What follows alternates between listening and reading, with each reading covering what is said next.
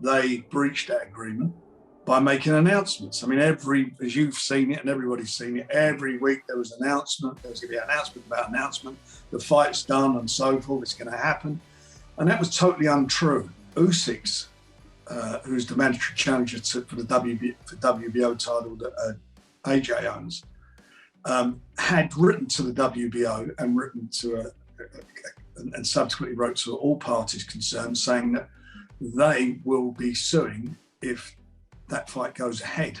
So even if we'd won the arbitration, we'd be in a situation now over Usyk and AJ, there'd be an action and they'd be looking for injunctions to stop it. Welcome to the Lowdown, brought to you by Unibet. I'm Dev Sahni, and joining me today is the boss, the head honcho, Mr. Queensberry himself. It is, of course, Frank Warren. How are you, Frank? I'm right, Dev. How you doing, mate? I'm good. So there's a lot of noise. Going on right now about this Fury-Joshua situation. There's suggestions that, in fact, Tyson Fury and Team Fury never wanted the fight. This is your chance for a bit of a rebuttal and just kind of explain what has happened here. Right, just at the start of the new year, I think around January, all parties concerned in the fight, that's the promoters on both sides, the fighters, and their management companies all signed a contract as to how the negotiations would take place. In that agreement, there was a clause that made it very clear there was an arbitration situation going on as far as Tyson was concerned, and so everyone was aware of it, and we were awaiting the outcome of that. There was another clause in there which was a confidentiality, that we would make announcements together. They wouldn't be, so that we're all on the same page. And that was basically the way forward. What happened was, within a very short space of time, Eddie Hearn or Matchroom, whatever you want to call them, they breached that agreement by making announcements. I mean, as you've seen it and everybody's seen it, every week there was an announcement. There was going to be an announcement about announcement. The fight's done and so forth. It's going to happen. And that was totally untrue. The fight wasn't done. It wasn't signed. And every time I did an interview, I just said the truth. And I think back in November, I said, somebody sent me a copy of an article, I forgot all about it, where I actually said, there is an arbitration to be dealt with. Until you've got the result, you haven't got the result. And that's where we were. What happened was the arbitrator took quite a while to reach his decision. In the meantime, we were all working hard still to get the fight over the line. What didn't happen was probably weren't addressed is trying to get that resolved before he gave his decision. But I wasn't I weren't his US promoter. That was handled by Bob in the States. And they were very bullish, and their lawyers were bullish that they were going to win the arbitration, or there would be some accommodation between the two parties. Maybe the arbitrator let the fight go forward, and there would be a financial remuneration for Deontay Wilder.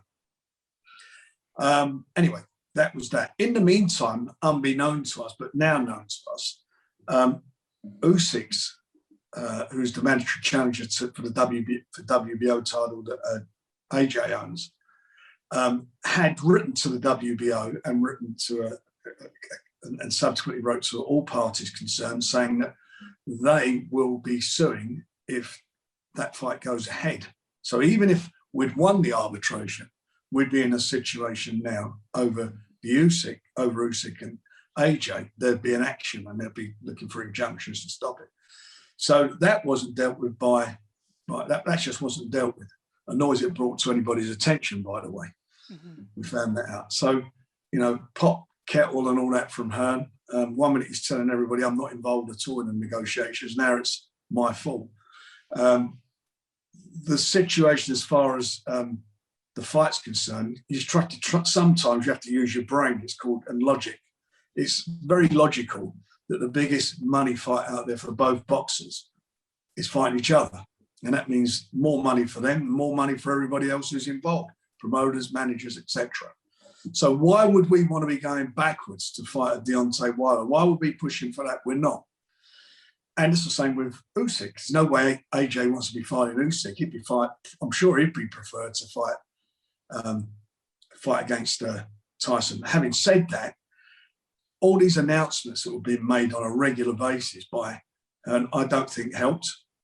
I think it caused a lot of confusion. It got to a stage where a couple of weeks ago that Tyson was basically saying, look, if this is not over the line by like in the next 48 hours, I'm out here and let's just go and do the fight against Wilder, get rid of it. That's where we got to. That was before before the arbitrators' decision. And subsequently he spoke to Prince Khalid in Saudi Arabia, who gave him some confirmation, some comfort of what was happening going forward. And that's when he put that video out. Mm-hmm. So that's where we got to. And the following day, obviously the arbitrator gave his decision. So that was a real issue for us. Then there's all the talk about, well, paying money to step aside. Shelley Finkel and Al Heyman, who worked with Deontay Wilder, and Deontay Wilder said, we're not interested in any remuneration. They said they want the fight. And it probably didn't hurt with all the disparaging remarks over the last couple of years that Eddie Hearn has made about Shelley Finkel, the names he's called him and whatever. I'm sure he weren't looking to do him a favour. So at the end of the day, all this, is ridiculous. I've never seen anything like it. It's the most ridiculous scenario. I have been constantly being asked, why am I down on it? Why am I not announcing it? Well, you can't announce something that is not signed. You can't announce something where the terms are not finally agreed.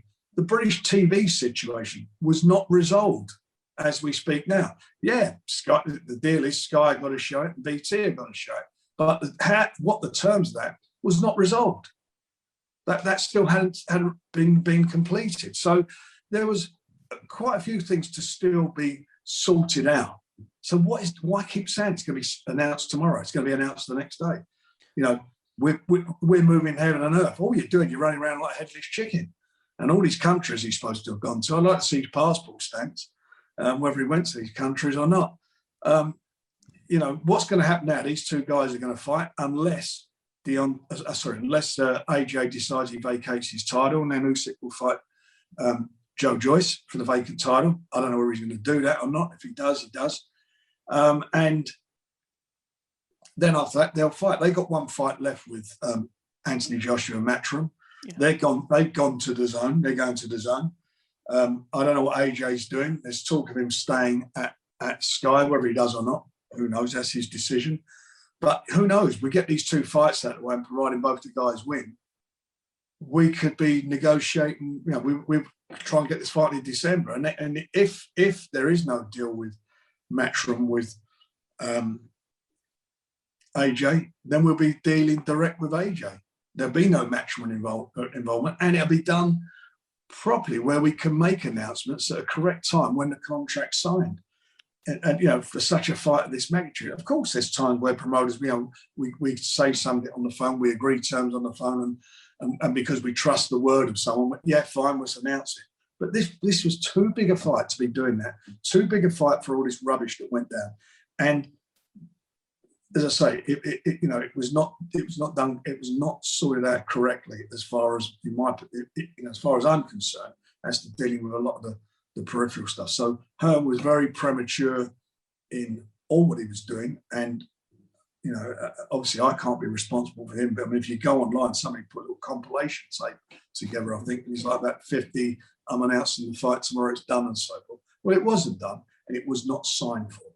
End of story. That is the position. Want to do the fight? Absolutely had every intention. I don't think it would take place in August anyway, even if it had been signed. I think it may have been pushed back.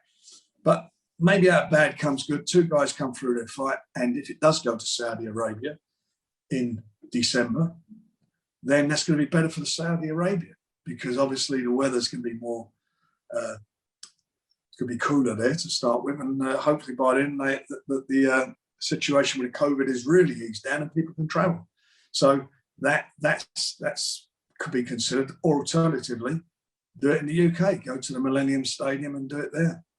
Yeah, well, it opens it up a little bit more to potentially do it in the UK as COVID restrictions start easing. Frank, I just want to go back to the arbitrators The point being in the contract. Eddie Hearns come out and said that there was an opportunity to actually kill the fight, the third Wilder fight, in December, and that opportunity wasn't taken. Team Fury let it drag on. What's happened there? What's your understanding of that? Well, my understanding of that is that we were not the US, we're not the promoters who did the contract for the fight in the States. I don't know whether that's the case. Well, I don't know whether it's the case. That's a view. That's their view, and you're saying to kill it. Well, if that's what they're saying now, and they know full well that wasn't the case, then why are they signing something in January, knowing full well that there's an arbitration going on? Why would you sign something? You just said they said it was, in December it should have killed it. Well, why are they signing something in January and going all the way through at the moment, still knowing that there was an arbitration taking place? Yeah, and with that in mind, if you are the arbitrator and you're tasked with working on this and you've been working on it for several months, it doesn't feel like a clever thing to be doing, to just be constantly announcing another fight when you're working on this fight over here. Do you feel almost as though that worked against us here? The 4,000 times that the fight got announced actually kind of forced the arbitrator's hand to say, look, I'm doing some justice here. I don't know. I mean, who knows where it goes with that? I mean, that's obviously that's in the arbitrator. But I just think the whole thing was really ridiculous. Not to be going down the road and keep announcing it every 5 minutes. Anyway, it's not a fight that needs promoting. Mm-hmm. I mean, as soon as you know it's on, you're not going to be able to print enough tickets. As soon as you know it's on, it's going to do a burster at the box office. On pay-per-view, this is not something we haven't got to charge it up and stir up the pot. Get the bloody thing signed and then announce it. It's just ridiculous the way it's gone. Just on that, we've just seen Manny Pacquiao, one of the real superstars of world boxing, transcends sport. He's just announced a fight out of the blue against Errol Spence, and it's gone down very well. And it didn't have, sort of fake announcements 4,000 times in the build up to it. They dropped the announcement, and boom, it's gone down extremely well. I'm sure it will do very well. Well, it will do, but that's really fights of that magnitude. That's what you do. You haven't got to take flyers. I mean, look, one thing we all agreed on, all of us, is that we wanted to see Tyson in the ring. Everybody in boxing, except for Deontay Wilder and Usyk, wanted to see the two guys in the ring. That's what we want. British fans especially wanted to see it because it's an all-British affair and it would be a history-making fight. But having said that, you can't, you had to address the issues to make it happen. And there was 2 legal disputes going on, as we well know. We know there was 2 now. We know that Usyk threatened the action and a letter went before action. So we know that was a fact. Having said all of that, it's still, at the end of the day, there was nothing was hidden. And it's bullshit to start making out that they were unaware of it. It was in an agreement we all signed, as were a couple of other clauses in the agreement, as I mentioned.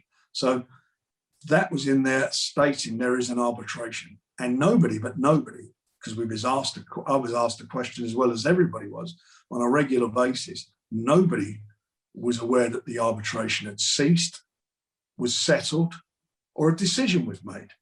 So it was always there. And that's why from my perspective, until it was all signed off, until the arbitration had been dealt with, what was the point of the announcing?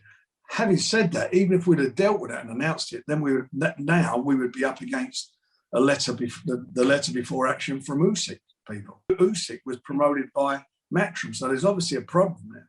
Look, and on Usyk quickly there was a suggestion that Joyce's side had dropped the ball somewhat by not forcing the WBO to force the fight with Alexander Usyk, and we should have had that fight. And now Joyce is sat there and he's waiting and he hasn't got the Usyk fight. It should have happened.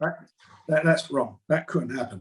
The only way the fight could have happened was provided that Tyson and AJ had fought. Then they would have fought for the interim title. But until that fight was done, that was not the case. It was either fight Tyson Fury as far as the WBO is concerned, and then that allowed the interim title, or Joshua has to fight Usyk or vacate the title. Frank, what do you make of the comments that Team Fury have made no attempts to salvage this fight? Eddie Hearns said that if it had been the other way round, he'd have been out there with his begging bowl, he'd have gone to everyone, he would have set up a GoFundMe page to try and get the numbers together, hit that number that Wilder potentially wants. What do you make of this comment? Well, first of all, he needs to deal with his problem with Usyk. But secondly, as far as that's concerned, I just answered that question earlier. You know, there was no... as far as Wilder's side are concerned, and I've had conversations with Shelley Finkel on a regular basis, they just wanted to fight, and Deontay Wilder wanted to fight. There was no, it wasn't something that could be satisfied with a sensible offer. Mm-hmm. And what do you make of the comments that Tyson Fury is happy as Larry to be fighting Deontay Wilder? He's going out there, he's doing videos, and he's on ESPN, and I'm going to do this, I'm going to do that. He is happy. And I'll tell you why he's happy. He's been out the ring since February 2020. And he was going to fight on a couple of occasions, and the dates are pushed back. And we all know it's well documented. He wants to be in the ring, and he's a fighting man and wants to fight. And he actually said a couple of weeks ago, as I mentioned earlier in our interview, that had he not had some comfort that the fight was going to take place in Saudi, which he got at that time, that he was going to move on anyway and fight Wilder, because he was, because all these announcements that Hearns was making every day, the fight's on, don't worry, it's done, it's done. Where's the, we haven't signed an agreement, and that become very frustrating for him. So he is like happy now. I'm sure I know he'd much rather be fighting AJ, but you know what? You've got to get on with it, get rid of this obligation, and he's got to win the fight. It's still a dangerous fight. He's a dangerous fighter, Wilder. He can punch, as we all know. He's had Tyson on the floor twice in a first encounter, and he's got a new trainer. So we're going to see how he comes in. I mean, I think Tyson's got to beat him all day long. Having said that, it's something that can't be taken for granted. And it's a tough fight. No more than Usyk in with AJ can be taken for granted if he decides to hang on to his title. This sort of narrative seems to be emerging that Tyson Fury doesn't want to fight Anthony Joshua. The people around him don't want him to fight Anthony Joshua. Frank, your comments on that? My comments are very clear on that fight. Financially, it's a total no-brainer. I mean, no-brainer. Tyson would get nearly 3-4 times the amount of money he's making for the Wilder fight to fight AJ. So financially, it's a no-brainer. For all his connections, managers, promoters, it's a no-brainer because we'd all make more money. And for me, the most important thing about the fight is, I believe, Tyson has the beating of AJ. I think he's a superior fighter. Now, that's my opinion, and I'm sure other people have got other opinions, but I think he's got the big. Never in a million years is there any fear from the Fury side about that fight. Never. No one was shying away from that fight. It's just garbage to go with that. It's just a shame that the situation we've got in is because of the decision of the arbitrator. I think the worst case was all hoping it would be a non-injunction and a financial reward or financial settlement for Deontay, but that didn't happen. He just said no, that's what it is, and no more than we would wanted the fight to have stopped because of Usyk suing AJ and suing everybody else, by the way, who was involved in the fights for inducement and breach what they felt was the rules.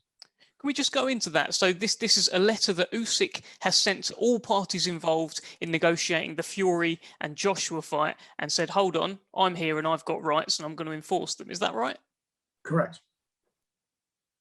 So they've got a problem then in that case? Well, they haven't got a problem now because Tyson's fighting, so they can fulfil their WBO obligation, and the WBO have told them that. I think they've told them that fight they've got a negotiation period. I think it's about the next, I don't know whatever it is, period of time, 10 days, whatever it is, and if they can't agree terms, the fight will go to perspex. So AJ's next fight will definitely be against Usyk unless he vacates the WBO title. And if he does that, then I know for the Saudis that fight going to Saudi Arabia was all about 4 belts. So it's all up in the air. Yes, you're dicing potentially with the fee there, or maybe even Saudi being interested at all in the fight. Well, if it's Saudi, look, there's at the end of the day, the fight will happen, and whatever's going to be is going to be. I think the fight, providing they both win, will happen. I'm quite confident of that. But until it's signed by all the parties, agreed by all the governing bodies, then there's nothing we can do about it. We are where we are. Yeah, absolutely. Okay, Frank. Look, before I let you go, any sort of final bow you want to wrap around this whole Fury Joshua situation? Anything you want to get out there? No, I just think it's very sad. I think it's sad for boxing, but what can we do? It was always a legal issue. It was highlighted as a legal issue in the contract, and that's where we are. Okay, all right. I think you've got other interviews lined up today, Frank. So yeah, I'm going to let you go. Thank you very much for speaking to me and joining me on the Lowdown, and I'll speak to you soon. All the best. See you, mate.